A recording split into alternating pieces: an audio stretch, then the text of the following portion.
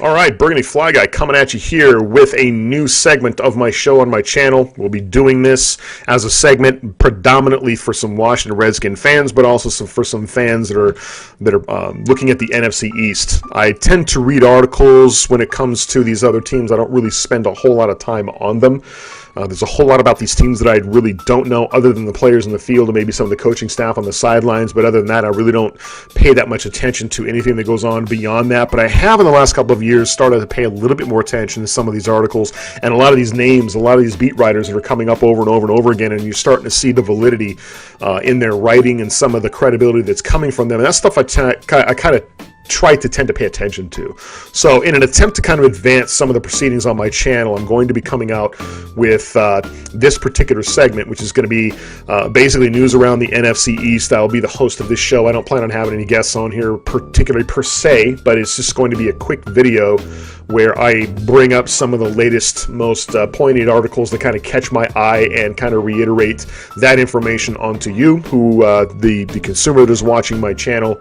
And if you guys have any suggestions, if you guys have any comments or anything, leave it down in the comment section below. I was going to provide links to a lot of this stuff, but that's really a whole hell of a lot more work than I really want to go into. I will try to mention the date that these articles were done. I'll try to mention the writer who ended up coming out with it and their credibility, who they write for.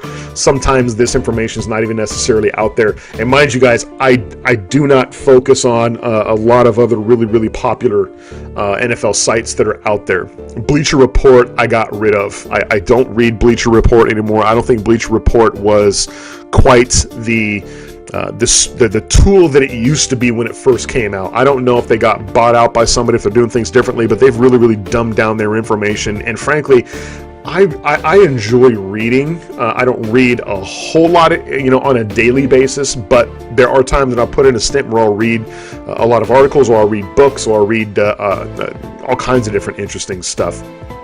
But I've started to notice that we're moving into an era of slideshows. So if you notice that, you're going on to your website, the top 100 actors from the last 10 years, and all of a sudden it's a damn slideshow. And in between 3 and 6 and 8, you've got advertisements for stuff. And I find that annoying. I find that just enormously annoying.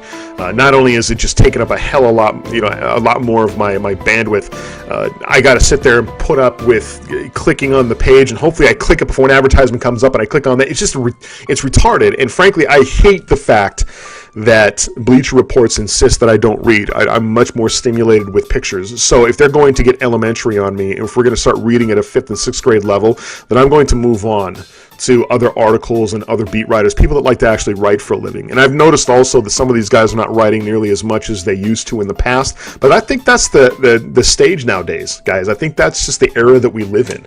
I remember, articles in the past, you'd have, writers that followed teams that were actually writing articles.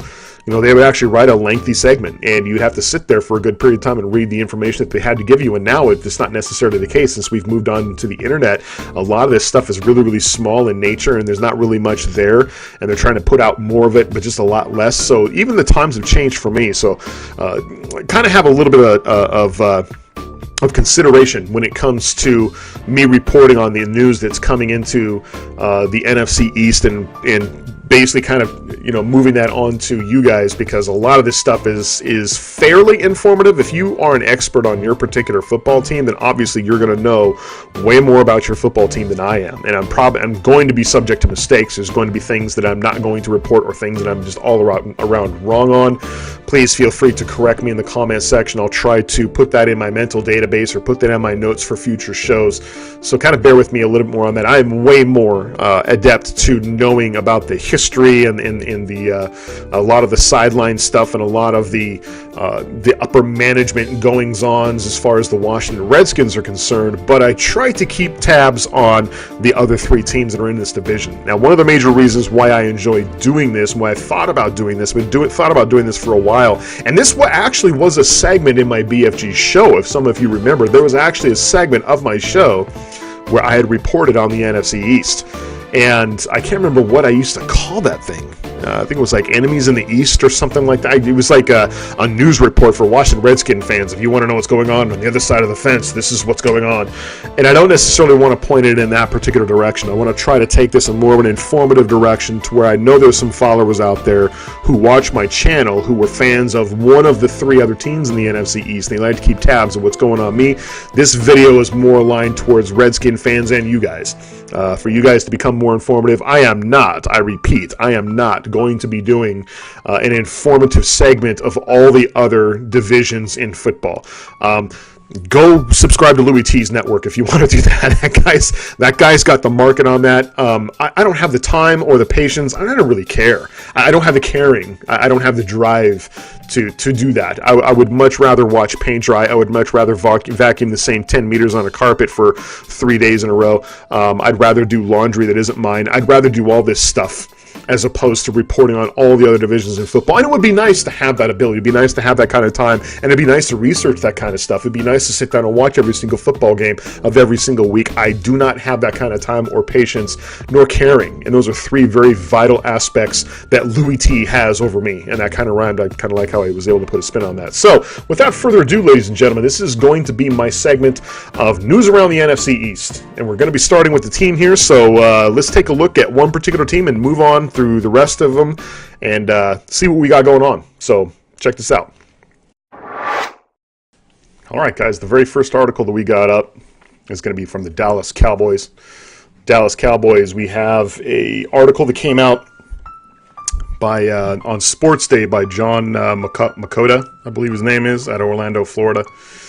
The title of the article is Cowboys wide receiver Dez Bryant talks for the first time since the loss to Green Bay. One of the things that they mentioned, this article was written, I believe, during the Pro Bowl that's going to be coming up here. They had talked to Sean Lee. Sean Lee said that he didn't really watch much of the Atlanta hosting the Green Bay game, the NFC Championship game on Sunday, because of their loss that they took from 31 to 34 at the very, very end of that football game is still very much in the linebacker's mind, still very difficult to deal with, so he didn't necessarily watch a whole lot of the game. He said that this is going to be his second consecutive Pro Bowl that he's going to be attending, and admits that playing in this game is probably going to help with the healing process just a little bit. But a lot of Cowboys are honestly kind of reeling from this loss that they had. They felt like they had the ability to move forward, but it didn't necessarily work out for them. Now, in Tuesday's preparation for the Pro Bowl, they ended up talking to Dez Bryant, and I also believe they ended up talking to a couple other Cowboys right outside the Wide World Sports Complex following the practice on Wednesday. Dez Bryant was actually quoted saying that he was glad to see that some of the building pieces that were in place in Dallas were going to do good for them in the future. I believe he was quoted as saying, "You can't do anything about the loss. You can look forward to next year, but we have a great opportunity to do something special, and we've got something bright, and we've got something very special." So I think what he's referring to is the team looks like it's on the forward march to doing something really, really good, and they hope to be in that similar place next year. He said the team had to work a little bit harder and had to get past the point where they got to this last year. So hopefully they just have to kind of realize that what they did this last year wasn't enough. They got to do a little bit better. I feel as far as the way that the season ended, losing to Aaron Rodgers, who Aaron Rodgers threw for over 300 yards in this game. That was on... that was the last game that they ended up playing. And he was quoted as saying, "You've got Aaron Rodgers on the other side of the ball. You've got to give him credit. It's the NFL, and he's arguably the best. So you've got to give it up to him." Rookie Dak Prescott and Ezekiel Elliott are two of the biggest reasons why Bryant is also optimistic. Prescott threw for over 300 yards and set a rookie playoff record with 3 touchdowns against the Packers. Elliott rushed for 122 yards per 22 carries. And I think what Dak Prescott is trying to say there is you can build off that. You can build off that offensive line. You can build off the abilities of Dak Prescott, and you can build off the abilities of Ezekiel Elliott as well. One of the things the article also mentions is that you can also improve off the pass rush. Dallas is losing a bona fide pass rusher. They don't necessarily have that. Of course, they're excited about coming in next season and doing some good, but they've also got some individuals who are attending the Senior Bowl, so they're looking at some people that can hopefully improve their team going into next year. So, moving on to the next article that I have for you is going to be Pro Football Focus. Pro Football Focus had named Ezekiel Elliott the winner of the Pro Football Focus Rookie of the Year and Best Runner Awards for 2016's NFL season.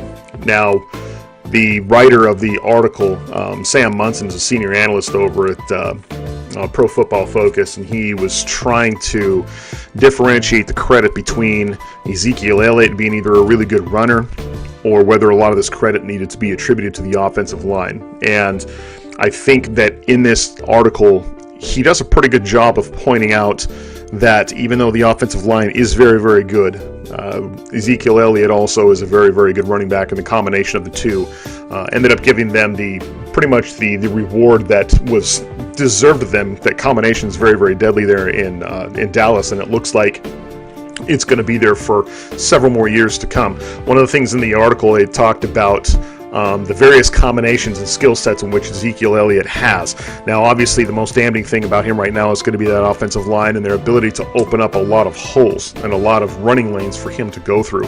He ended up finishing his season with, I think it was like 1,600 yards, 1,631 yards, and average about 5.1 yards a carry. The things where it gets a little bit tricky, according to this article, though, is where you attribute a lot of that credit to. They said that obviously you can attribute a lot of that to the offensive line opening up great big holes for Ezekiel. But Elliott, and there were often times when the offensive line actually carried Ezekiel Elliott as well, carrying him for extra yardage. One of the things they said that the offensive line also did a really good job of opening holes for him to maximize the yardage, but also his ability at the second level to have people miss tackles. I think he was calculated at breaking up to about 36 tackles, averaging 2.9 yards a carry after contact, which is very good. After contact, being able to go forward is a very, very big thing. So a lot of that is attributed to the ability of one Ezekiel Elliott. So not only is he impressive, they kind of compared him to the Chicago Bears running back, who was also a rookie, Jordan Hayward, who was out of Indiana. Jordan Hayward also racked up 1,300 yards with 5.2 yards a carry, but then it was going down to his ability of catching the ball. That one of the things that was different about Ezekiel Elliott and being a top draft pick for the Dallas Cowboys was the all-around nature in which Ezekiel Elliott brings tools to bear for the Dallas Cowboys as opposed to Jordan Howard.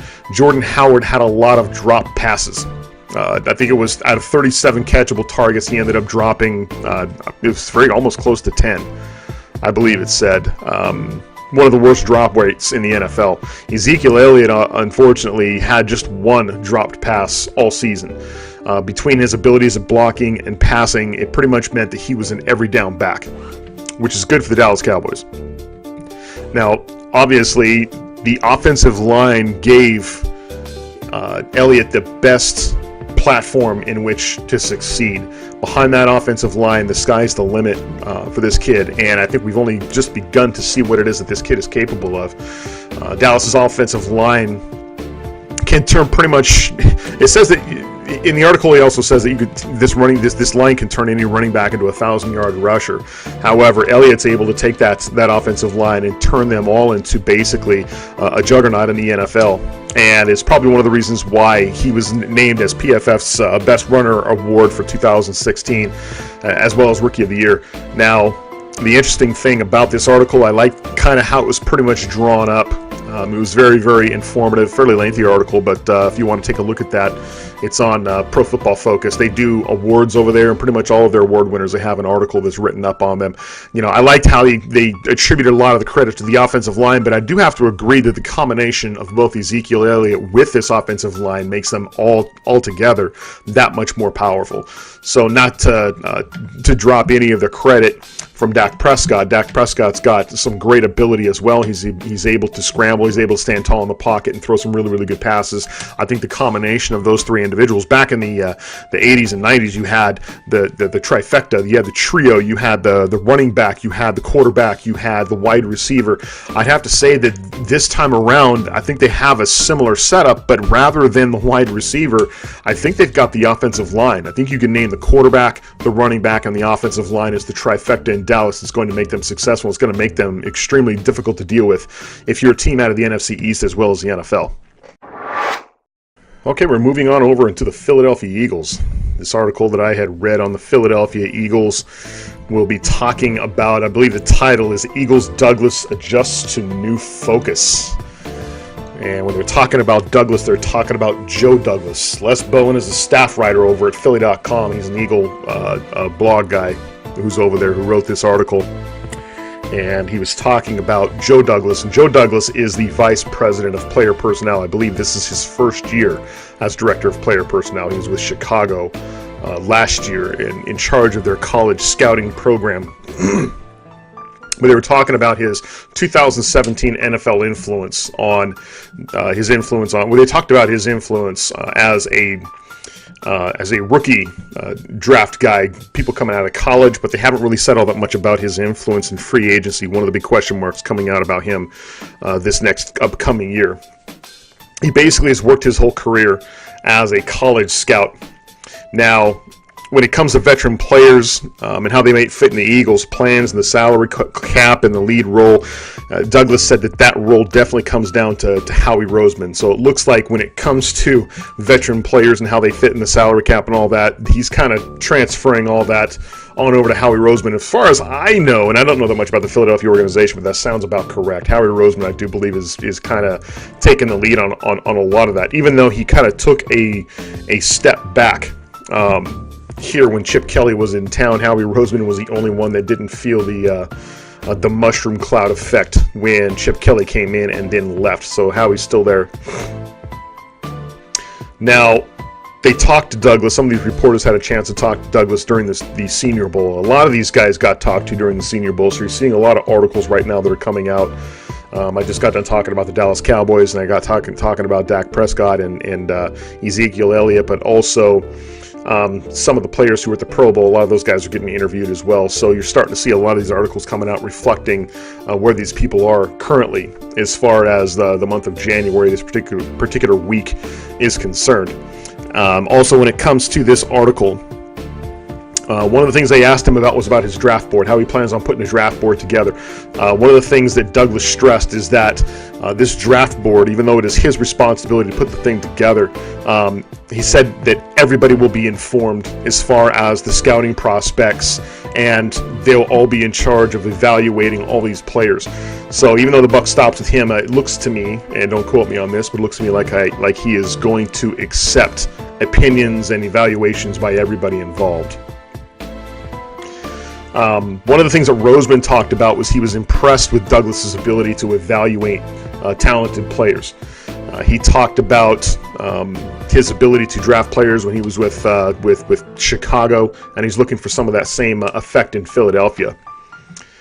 And when they talked to Douglas about his idea of drafting players, he kind of says some of the things that a lot of these guys end up saying. He ends up saying a lot of things that our general manager says about drafting players. But basically, he was quoted as saying that you're basically looking for mentally tough, smart, physical players. Just basically smart, tough guys who love football. So that sounds really, really familiar. See, I think it's a flashcard these guys pass around to each other, but that's kind of what Douglas says he's looking for. Now, Howie Roseman says that he and Douglas both talked Wednesday about how important that the work of the scouting department is on off-the-field matters. And Douglas is quoted as saying, I think there's a baseline level for talent, height, weight, and speed at every position. But I also think that it's important as our job as scouts to go deeper than that. We have to get to know the player, the person, the best way that you know how to. The way he competes on a consistent basis, how he fits onto a team if he is a leader, all the things that you don't see on tape. And you do that by going to references. You do that by by seeing his relationships with the people around them, the relationships with different schools and the scouts that are assigned to watch him, the coaches that he's had, the trainers that he's worked under, the custodian. A lot of these guys will talk to the custodian, basically anybody who comes in contact with these prospects, to try to find out what type of individual that they're looking for. But they're looking for great, consistent, reliable information to kind of give them a good rounded idea. So that's kind of one of the prospects one of the things that Douglas uses to try to get a better knowledge of who these players are. One of the things that he's talked about is also the Eagles are talking about looking at getting a running back in this particular draft. He's talking about the effects of the running back and getting a good running back and how it could change the aspect of your team. And of course, Ezekiel Elliott's name ended up coming up, and they were using him as a reference in the difference that he had shown Dallas in just one season.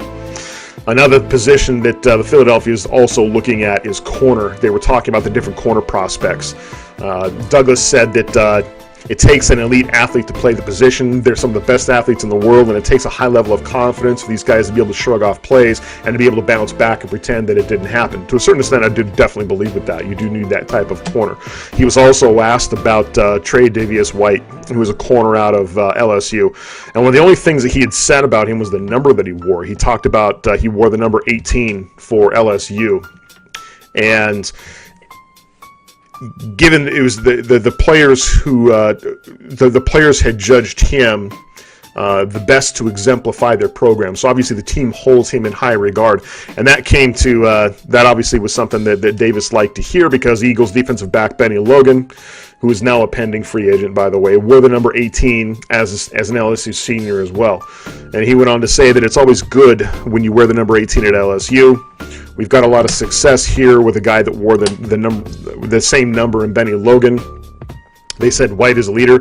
He's ultra productive. He's tough as nails. He plays the nickel. He plays outside. He has great ball skills, and you stack that production up with any corner in the draft, and it looks like that's definitely somebody that they would look to go after. Possibly a first-round draft selection. Who knows? Douglas also went in to talk about defensive ends, and I can't necessarily pronounce this dude's name, so I'm going to go ahead and butcher it, but it looks like it's Tano Kipsanon. I don't know if the K is silent. Cassignon, I believe his name is. I don't really know who this guy is, but he talked about how tall he was, 6'7", 280 pounder. They said that he's basically got a beautiful physique, and they're definitely somebody that are looking at as far as being able to put into their lineup. Carson Wentz is also somebody who is going to be working on his mechanics this offseason. He's working with a renowned biomechanics expert, Adam Dudeau. That was something that was also reported. And then they talked to Howie Long about Taylor Hart, who was a defensive end who ended up getting switched to offensive. He played from the defense and being switched to offensive tackle.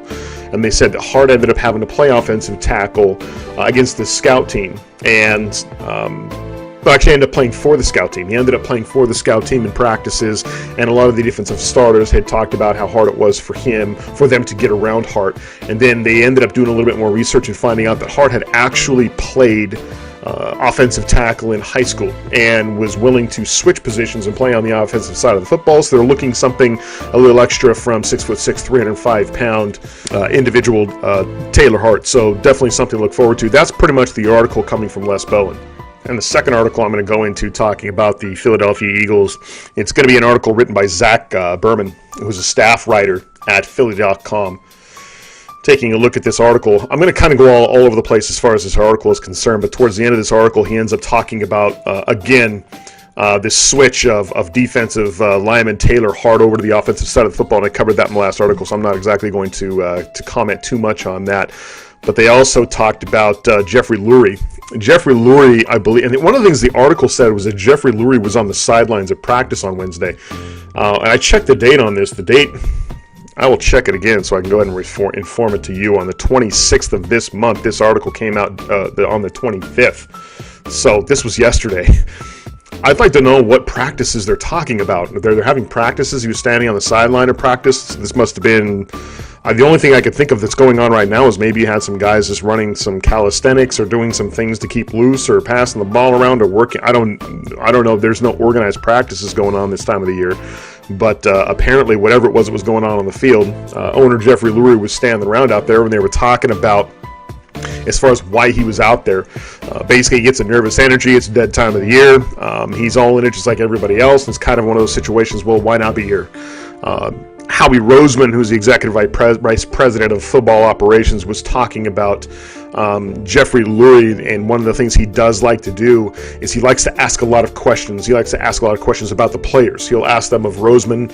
He'll ask them of Joe Douglas, who's also, I just got done mentioning, in charge of player personnel. And I think he's trying to kind of evaluate what the evaluators are saying. So kind of trying to see what the other players are saying, which is kind of good to see from an owner going down and being a little more hands-on as far as the talent and what it is that their head guys are looking at.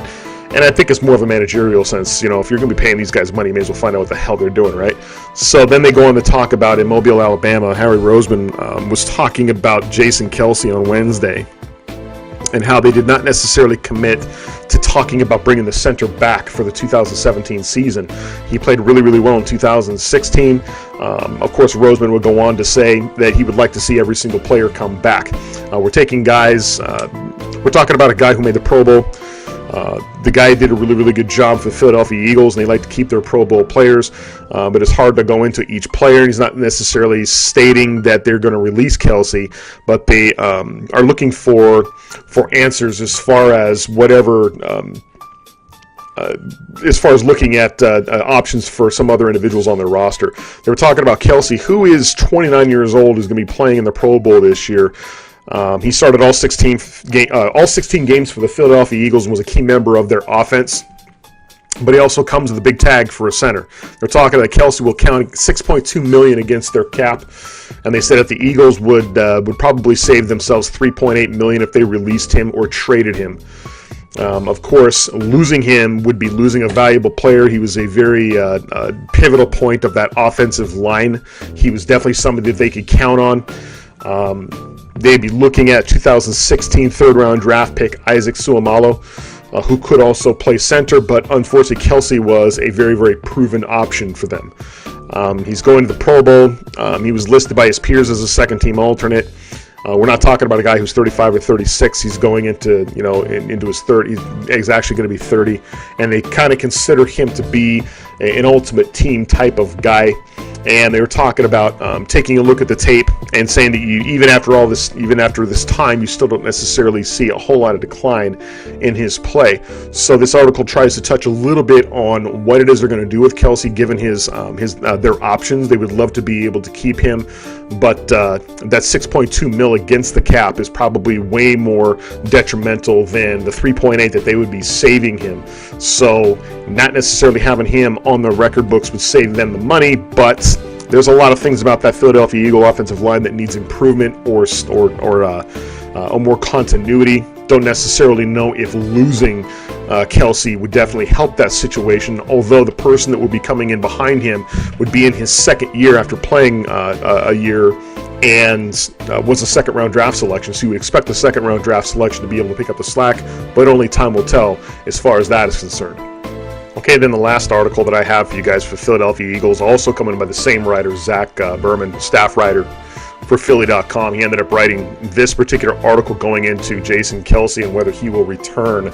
They were talking about how a year ago everybody at Philadelphia was excited about Carson Wentz and being able to pick him up in the draft, moving up, I believe, to number 8, and they talked to Howie Roseman about that, and he said that they felt that, he was actually quoted saying that they traded up because they felt that the talent level dropped off significantly after the top 10 would have already been selected. So, of course, he wanted to move up to number 8 to pick one of 2 quarterbacks that they were looking at to draft into Philly. That was one of the reasons why they moved up and sacrificed to move up to number 8, and they selected their guy, and they believe in that pick that they made. Now, this year, you have Howie Roseman, you have Jeffrey Lurie, who is the owner, you have head coach Doug Peterson, then of course you've got vice president of player personnel Joe Douglas, who were all at Senior Bowl practices, and they were watching from the sideline. I think that's probably what we were talking about in the previous article as far as the practice at the sideline was at the Senior Bowl. That makes a lot more sense. The article didn't necessarily state that, but from the sidelines during the Senior Bowl. They were taking a look around, and they're looking for individuals that can help supplement the talent level around Carson Wentz. Now, in doing that, they're looking at some of the skilled positions, and Howie Roseman was a guy who was talking about some of these positions that they're looking at. They're looking at wide receiver, running back, tight end, and defensive back. These are all aligned with the needs of the Philadelphia Eagles. Looking for some of the top receivers in the top rounds, and we're talking about one of the interesting things that Lurie was mentioning about selecting a wide receiver out of the draft. He was quoted as saying that if you take out the 2014 wide receiver class and you look at this, that it's been a historically tough position to acclimate into the NFL, according to Roseman. This is the same class that produced Odell Beckham Jr. and Mike Evans, who are Pro Bowlers. He was quoted also saying that it's not been a plug-and-play position. I think that the class changed everyone's minds a little bit, but the reality is that we have years of data, and it's a hard position to come to the National Football League and contribute. It's a developmental position, and you're going to have to look at it when you're drafting guys from that perspective. Very interesting quote from that individual, from Howie Roseman. They were talking about 2 years ago, they took Nelson Aguilar and they took Dorial Green Beckham, who were among the top prospects at their positions. And they were taken within the first 40 picks of the draft. 2 years later, neither player has basically developed. You take a look at those individuals in college, and you got schemes and concepts in college that do not fit to what is being done in the NFL. So it's kind of hard to evaluate these guys and how they're going to do in defensive schemes when they're only seeing certain types of defensive schemes in college. They're not going to necessarily play against guys who are going to, especially cornerbacks, they're not necessarily going to play against cornerbacks who are going to play at a level beyond college. So that's one of the things that Howie Roseman talks about is kind of difficult in selecting wide receivers, because when you get selected in the draft, you go up, and you're going to be playing against NFL caliber talent, and it becomes a little bit harder for you. I understand that. I can understand that leap. I can bridge that gap that Howie's talking about. Roseman also talked about the development of the position and how that's a key prospect, something that they're going to want to do. They talked about, out of the coaching staff, the only change that was made was from the wide receiver room. They ended up getting rid of Greg Lewis and ended up hiring Mike Groh. Groh, unfortunately, had more experience developing NFL wide receivers than Lewis did. The Eagles are no doubt interested in receivers in this particular draft. They said that they've been studying the senior group intently, but they're probably going to get more help if they go to free agency. Now, they listed a group of free agents here that they're going to be looking at. They've been trying to make room in the salary, but they're looking at individuals. Some of the individuals are going to be hitting free agency this year. They listed as Chicago's Alshon Jeffrey, Washington's Deshaun Jackson, Cleveland's Terrell Pryor, Los Angeles' Kenny Britt, and of course Miami's Kenny Stills. These are all individuals that are going to be some of the top prospects in free agency this year that the Philadelphia could end up looking at. Now, in order to do that, like I said, they're going to have to make room for the salary cap to be looking at some of these free agents. They were taking a look at some people who may be in salary cap trouble that they could be looking to free up some space. The list of those individuals that we're talking about: running back Ryan Matthews, defensive end Connor Barwin, center Mike Kelsey that we talked about before in our previous article, cornerback Leotis McKelvin, guard Allen Roberts, are all, and potentially even left tackle Jason Peters could fall into this group. Howie Roseman go on to say that it's our job to make tough decisions and make sure that they're not emotional, and it's the best move for the Eagles moving forward. Then, of course, they talked about one of the most likely individuals out of that entire list is going to be running back Ryan Matthews, leaving a need at the position. And if you have a need at running back position, the article also talks about that there's some options when you were talking about replacing them. You can go with the top running back out of the draft, like what the Dallas Cowboys did, in which case you're looking at LSU's Leonard Fournette. You're looking at Florida State's quarterback Dalvin Cook. These guys are considered first-round caliber talent, individuals that could be drafted. They could end up biting on those two individuals, but also taking a look at Ezekiel Elliott, who went number 4 overall in the production that he had over in Dallas, but also they're taking a look at what Chicago did with their leading rusher, Jordan Hayward. He was another individual that went in the 5th round. So if you go in the 5th round, obviously there's talent for backs all over in the NFL draft, and you don't necessarily have to go in the 1st round for a running back.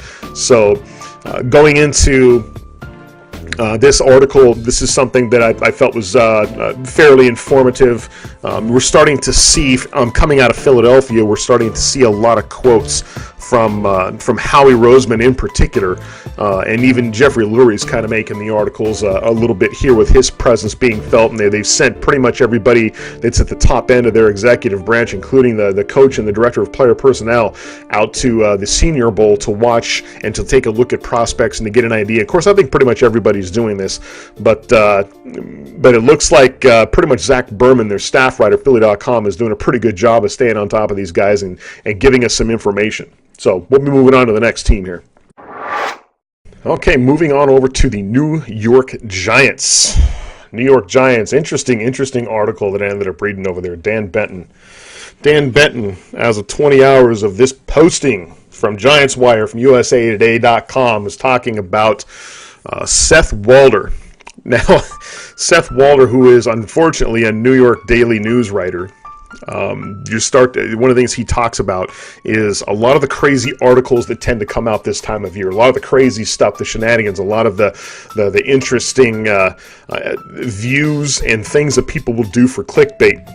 During these 2 weeks as we wait for a Super Bowl to start up, we start seeing a lot of stuff. People coming out of the woodwork that are not necessarily associated with football. We've got Media Row. We've got all this stuff that happens that is the pomp and circumstance of the NFL Super Bowl. Now, one of the crazy articles that ended up coming out that I thought was rather interesting, of course, Dan Benton's talking about this writer from the New York Daily News, Seth Walder, who ends up, his title of his article says, Tyrod Taylor is a better option for the Giants than Eli Manning. And of course, he doesn't necessarily give it to this guy full blast, but he's basically saying that this is a nonsensical article. He's talking about the ridiculousness of this article and some of the things that we have to subject ourselves to when it comes to this particular period of the NFL season or the winning moments of the NFL season.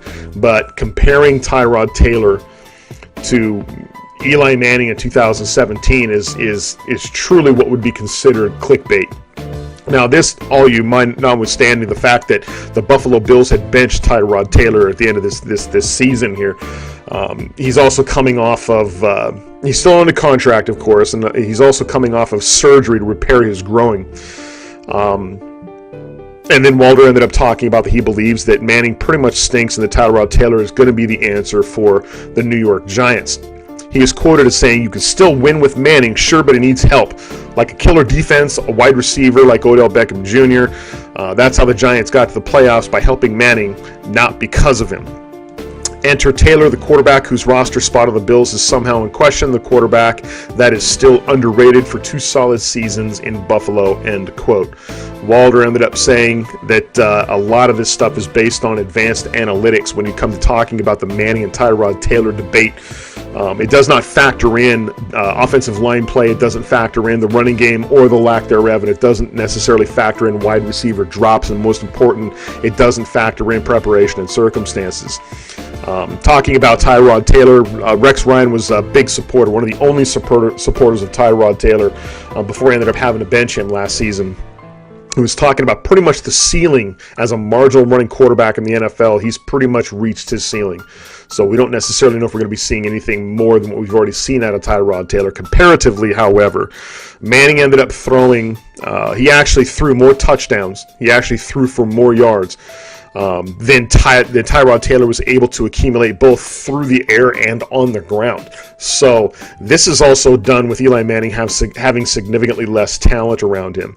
But that doesn't necessarily change Walder's mind. Walder was also quoted as saying, "So Taylor was better than Manning last season. I hate to break the Giants fans, but while Manning declined in 2016, he was no superstar the year before. He trailed Taylor in passing's DVOA standing for Defense Adjusted Value over Average." Go look that up on Google if you want to know what that means. I'm not going to explain it here. He also led in points adding, QBR, and the passer rating that year too. So based on a single season worth of data, Walder concludes that obviously Taylor would be a better option, a better fit than Manning, not only in 2016 but in 2017. Never mind the fact that Manning has had 13 years of success in the league underneath his belts, also won Super Bowls. This team has specifically built talent around him. Taylor would not necessarily be the clear and better option in that particular scenario. He was talking about Eli Manning's entire offense this last season. Given their head coach's first season as head coach, they had what they would consider, I've heard this before from several different articles that I've read, not only this one, but they would consider them to have a wildly predictable play calling. They couldn't run the ball. They were near pretty much the league leaders in dropped passes. They couldn't protect the passer. They couldn't block downfield. They couldn't convert in the red zone, and this is the team that made it into the playoffs. When it comes to the playoffs, it was Eli that actually showed up, in accordance to this article, and said that Odell Beckham Jr. did not. He ended up choking, something that even Taylor couldn't have prevented, even if he was on the team. And then, of course, the article goes on at the very, very end to basically talk about the clickbait and the audacity of comparing a Tyrod Taylor to an Eli Manning. I would have to agree with this particular article, guys. There's a lot of this stuff that comes out this time of year. There's a lot of crazy, crazy stuff that comes up. And I think a lot of these guys do it for clickbait. They do it for people clicking on it, giving it attention.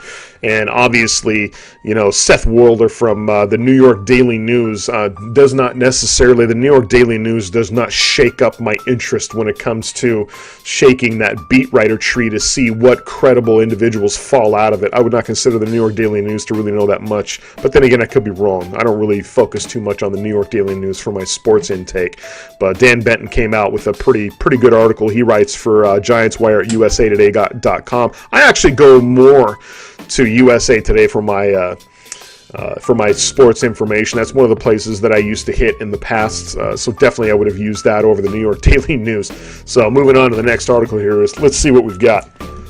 Now, one of the other interesting articles that I read in the topic of the New York Giants, very interesting article, and it's a short article. It's not necessarily anything that's fairly lengthy. It's only like 4 or 5 paragraphs long, but I got a kick out of it. It kind of gave me a little bit of a giggle. Hopefully, you guys can take this for all you Giants fans that are out there, hopefully you guys can take this with a little bit of grain of salt, but I found it to be kind of funny. So kind of going into character mode here on the BFG show when it comes to informing you of news in the NFC East. So we're taking a look at an article. This thing was put out by Paul Jakowitz on January 25th, 2017. The article ended up headlining, "Sports Psychologist Odell Beckham Jr. Needs to Learn Emotional Control." A sports psychologist. Okay, it says that he needs to learn emotional control. Basically talking about after the 2016 emotional outbursts from this last season, letting his emotions get the best of him on the football field, especially punching a hole in the wall at Lambeau Field, kicking a kicker's net on the sideline, and all his other little antics that he was up to. Sports psychologist Dr. John F. Murray chimed in on his thoughts while he was speaking with Metro. I don't know what Metro is. Metro is a paper. If he was actually in the Metro when he was touting this, but he was quoted as saying, and I'm going to do this in my pompous English accent if you don't mind, but I found this to be rather interesting. So basically, what Dr. Jeff Murray, the sports psychologist interviewing with Metro, ended up saying, and I quote, "A diagnosis is never appropriate from afar where I'm working with him. Unless I was working with him clinically, I would certainly keep it confidential. There are many popular and usually erroneous notions about erratic behavior in sports in which that behavior is connected to bipolar disorder, borderline personality disorder, or some other mental instability. While those things are possible, it is more likely that this athlete with emotional talent is simply underdeveloped in one of the key mental training areas that I would call emotional control or energy control." End quote. He is not properly trained. He is not properly trained and he's underdeveloped in a key mental area of emotional control and energy control. I missed those workshops during football practice. I must have been absent. I must have been working with other areas and missed the emotional control coach and the energy control coach. And their little workout sessions where we control our emotional outbursts, and apparently I missed it, and Odell Beckham Jr. missed it too. We seem to have been the older ones. I would like for you guys to chime in the comments below what those seminars were like. what those conferences were like, what those workshops were like, what those learning annexes were like, because I would like to get the bullet points. And for some of you guys want to put out a video to kind of inform individuals like me, because I'm very, very interested in how a doctor is going to be throwing out words like bipolar and personality disorder from watching a guy on the television and watching. This is a doctor who's got a sports psychology degree and probably never played a sport in his life and has no idea what an aggressive sport, physical sport like football actually is. But apparently, according to him, you shouldn't be having emotional outbursts. Like there isn't an emotional outburst for 5 to 10 seconds of every single play that's ever played on a football field every Sunday during an NFL season, college season, and a high school season. So he goes on also to say that temperament is like a hair color. It comes in different forms. Top athletes can often appear to be manic or depressive after games, but it does not necessarily mean that they're going off the deep end. The key is smart performance on the field that allows an athlete to play consistently at a high level. The key is to be smart about your performance.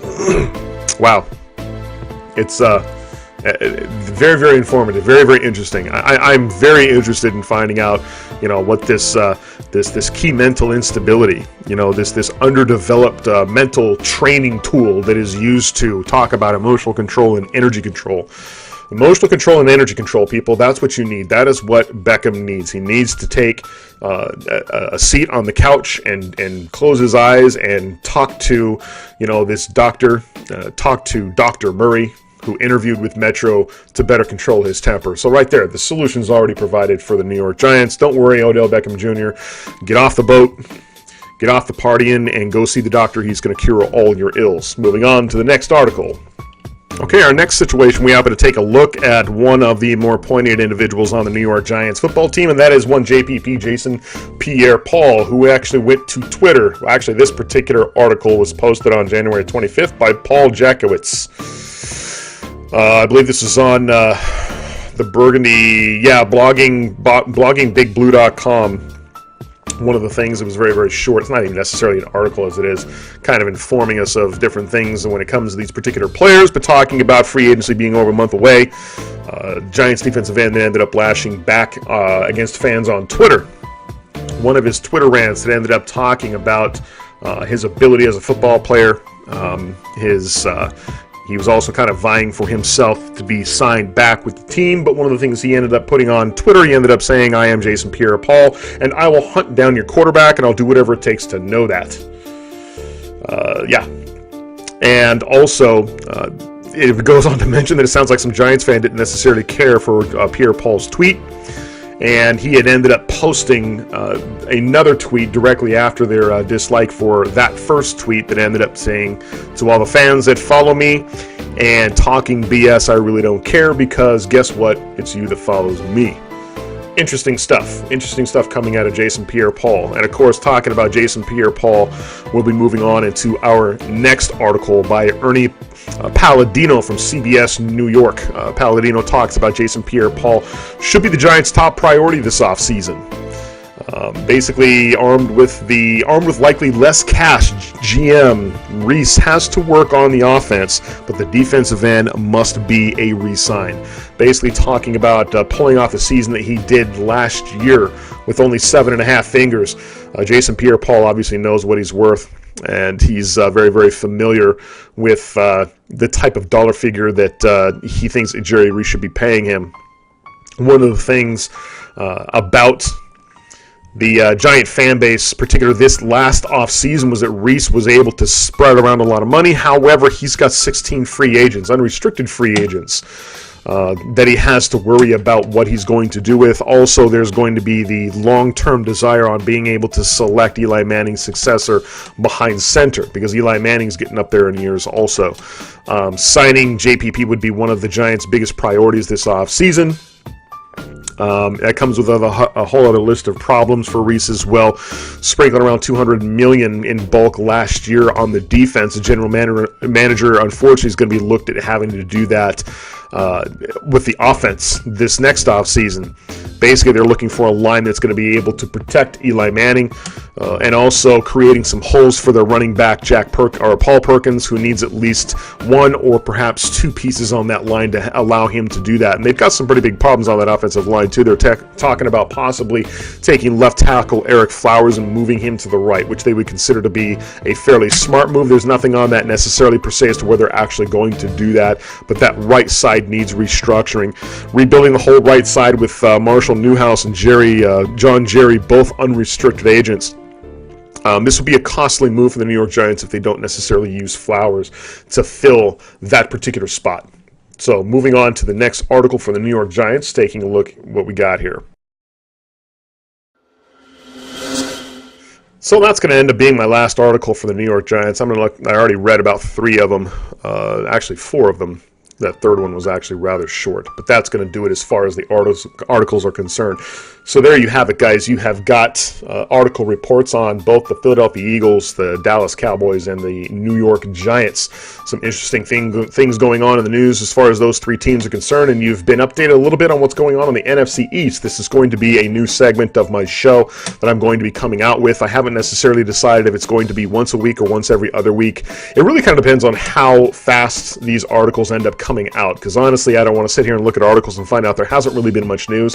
Some of these teams, even New York's probably the worst at this, but you know, a lot of these teams don't come out with a lot to report as far as, you know, a weekly basis, unlike the Washington Redskins, who have something, it seems like every single week there's always some kind of drama. The Philadelphia Eagles have always got drama, and people just love to write about the Dallas Cowboys, but the New York Giants are one of those teams, in my opinion, in the NFC East that they kind of keep things under the radar. They kind of keep things close to the chest. There's not a whole lot of stuff that's being said about them, which oftentimes leads to a lot of excitable beat writers and excitable writers to write a bunch of nonsense. And you heard some of that nonsense going on here today on this show with some of these articles that have come out when it comes to sports writers, and it comes to sports writers out of New York, the New York Daily News, or when it comes to sports psychologists and the things that they think would make a more effective football player.